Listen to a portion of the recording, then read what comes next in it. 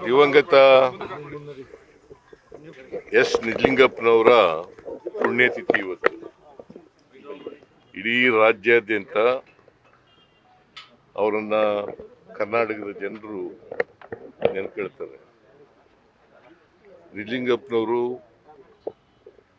ಈ ದೇಶ ಕಂಡಂತ ಒಬ್ಬ ಪ್ರಾಮಾಣಿಕ ರಾಜಕಾರಣಿ.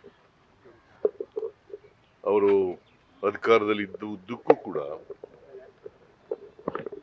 ಕೆಲವು ಮೌಲ್ಯಗಳನ್ನ ಜೀವನದಲ್ಲಿ ಅಳವಡಿಸಿಕೊಂಡು ರಾಜಕೀಯ ಮಾಡಿದವರು.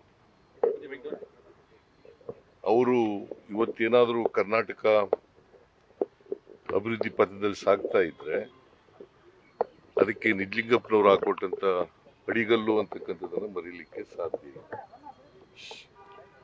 ಸೊ ಅವರು ನೀರಾವರಿ ಇವತ್ತು ಈ ದೇಶದಲ್ಲಿ ಈ ರಾಜ್ಯದಲ್ಲಿ ಹೆಚ್ಚು ನೀರಾವರಿ ಆಗಿದ್ರೆ ಅದಕ್ಕೆ ಅವರು ಕಾರಣ.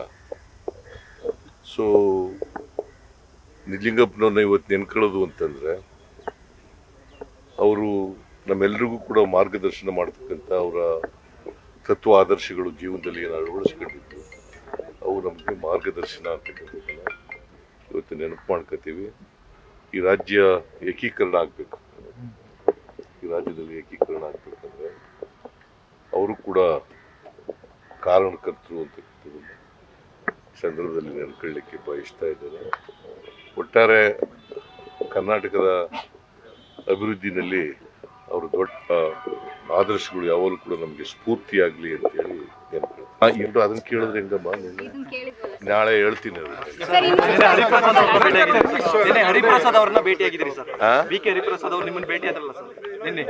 ಹರಿಪ್ರಸಾದ್ ಅವರು ನಮ್ಮ ಪಾರ್ಟಿ ಲೀಡರ್. ಅವರು ಏನ್ ಭೇಟಿ ಆಗೋದ್ರಲ್ಲಿ ವಿಶೇಷ ಏನಿದೆ? Is our party leader. ನಾವು ಸುಮ್ಮನೆ ಉಲ್ವೇ ಕುಶಲೋಪರಿ ಮಾತಾಡೋದು ಮತ್ತೆ ಬಹಳ ದಿನದಿಂದ ಭೇಟಿಯಾಗಿರ್ಲಿಲ್ಲ. ಭೇಟಿಯಾಗಿತ್ತು. ನ್ಯೂಸ್ ಫಸ್ಟ್ ನಿರ್ಭೀತಿಯಿಂದ ನಿಮ್ಮ ಪರವಾಗಿ.